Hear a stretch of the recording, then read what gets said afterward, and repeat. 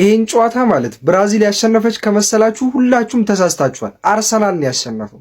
በስመ አብ ካምባክ የጋብሪኤል ማጋሌሽን ያበደ አሲስት አይተን ሳናበቃ ጋብሪኤል ማርቲኔሊ ምን አይነት ጎል ያስቆጠረው ባለቀ ሰዓት በፈጣሪ የሚገርም ጨዋታ ነው ያሳዩን። ጃፓኖች ግን ማለት ነው ከዓለም ዋንጫ በቃ አልበገር ባይ የሆነ ቡድን በቃ ሲሸነፉና ከውድድር ሲሰናበቱ እንኳን ክብር ያለው ሽንፈት።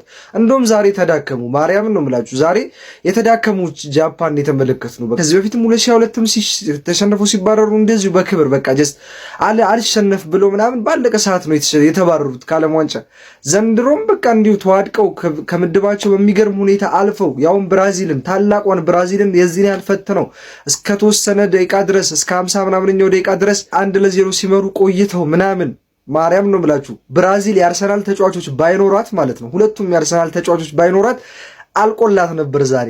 ኤኒዌይስ እንግዲህ ብራዚል ማለት ነው በካዜሜሮ እና በጋብሪኤል ማርቲኔሊ ጎል ታግዛ ወደ ራውንድ ኦፍ 16 ማለፏን አረጋግጣለች። ጃፓን ደግሞ ገና በራውንድ ኦፍ 32 መሰናበቷን ያረጋገጠች ቡድን ሆናለች። እኔ በቃ ጭራሽ ኤክስፔክት ያደረግኩት በቃ ኤክስትራ ታይም አምርተው ጃፓንም እስከ መጨረሻ እንትን ብሎ ፔናልቲ ምናምን ያሳዩናል ብዬ ነበረ።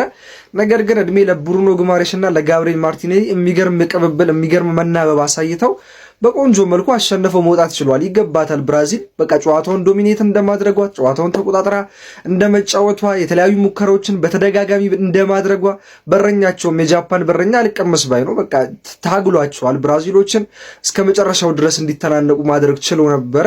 ነገር ግን ባለቀ ሰዓት በጋብሪኤል ማርቲኔሊ ምትሃታዊ እግሮች አርሰናል ላይ ያልተጠቀመውን እግር እዚህ መጥቶ ኤንዌስ ብቻ አግብቷል። ዋናው ማግባቱ ነው።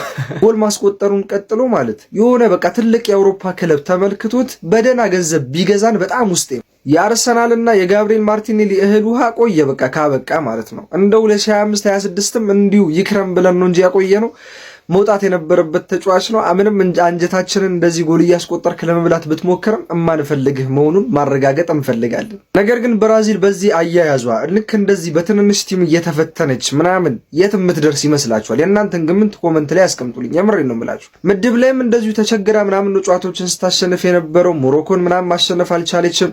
ይኸው ዛሬም በጃፓን ተፈተና ምናምን ሄደችው። ቀጣይ የሚገጥሟት ተጋጣሚዎች ደግሞ ቀላል የሚባሉ አይደሉም። በዚህ አያያዟ እኔ እንጃ ከሩብ ፍጻሜውን ለምታለፍ አይመስለኝም። ካርሊቶ የሆነ መፍትሄ ማሰብ ያለባቸው ይመስለኛል። በዚህ ይሄን የመሰለ ስኳድ ይዘው እኚህን የመሳሰሉ ተጫዋቾች የትም የሚገኙ አይደሉም። አውሮፓ ላይ አለ የሚባል ቡድን ውስጥ የሚጫወቱ ትልልቅ ስም ያላቸው ተጫዋቾች ናቸው። ነገር ግን የሚያሳዩት ጨዋታ ያን ያህል እዚህ ግባ የሚባል በቃ የምትተማመንበት አይነት ጨዋታ አይደለም። ስለዚህ ራሷን ዞር ብላ ማየት ያለባት አይነት ሀገር ሆና ተመልክቻታለሁ። ኤኒዌይስ የሚገርም ጨዋታ አይተናል። ይመቻችሁ። ብራዚል ጃፓንን 2-1 ሰከንድ ሃፍ የተለየ ብራዚል ማንዬ ገና ጨዋታው ሰከንድ ሃፍ እንደተጀመረ ኤንሪክን አስገባው። ጨዋታውን አፈጠኑባቸው ነው አይናቸው ማየት ከሚችለው ደረጃ በላይ ያፈጠኑባቸው። ከዛ ባለቀ ሰዓት ደግሞ ማርቲኔሊ ቅርቅር ማለት ብሩኖ አሲስት አርጓት አይቷላ። ይሄ የአርሰናል ኮምቢኔሽን የሚቀጥለው ዓመትም አዛኖ የሚያደርግህ ነው ማለት ገባር። በየቦታው የአርሰናል ተጫዋች ነው የሚያድናችሁ በሴት ፒስ በመና ገባር ላይ ይሄ የኛ ዓለም ዋንጫ ነው ማለት ገባ። ፈርስት ሃፍ ጃፓን ስለመራች መጥቼ ብራዚል ላይ ጓገጭ ስል ሰው ሰደበኝ ነው ማለት ምን ነው ማንዬ። መጀመሪያ ፕሬዲክሽኔን አዳምጥ ትላንት ያልኩትን ማለት እስከ ሰሚ ፋይናል ድረስ ሴቭ አድርገው ገባር። ብራዚል ከጃፓን ይሄ በጣም ከባድ ጨዋታ ነው። አንድ እኩል ነው የሚወጡት። በቃ አንድ እኩል ይወጣሉ።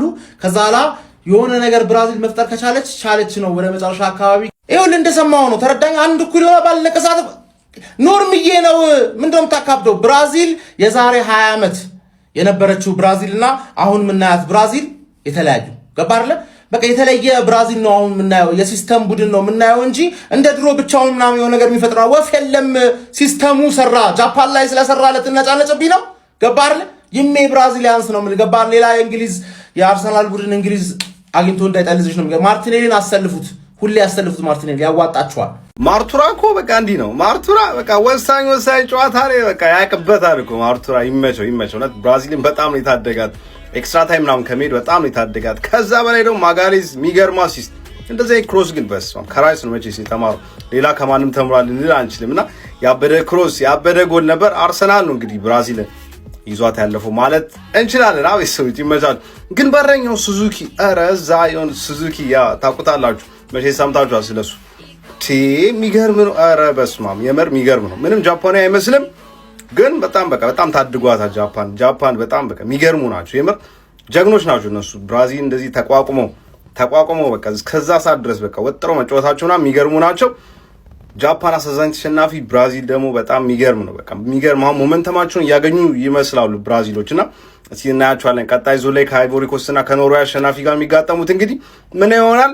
ምን ተሰማችሁ? ናት እስኪ ኮሜንት ላይ ሀሳባችሁን ንገሩኝ። እቺ ግን የብራዚል ማሊያ እንዴት ነች? ከተመቸቻችሁ ባዮ ላይ ባለው ሊንክ የገባችሁ ፍላው የሚለውን ፕሮሞ ኮድ የተጠቀማችሁ ኦርደር ማድረግ ትችላላችሁ። የትኛውም ክለብ የትኛውም ናሽናል ቲም ማሊያ የምትፈልጉ ከሆነ ባዮ ላይ ባለው ሊንክ የገባችሁ ይሄን ፕሮሞ ኮድ የተጠቀማችሁ ከ20% ዲስካውንታችሁ ጋር የፈለጋችሁትን አይነት ማሊያ መግዛት ትችላላችሁ። ይመቻችሁ።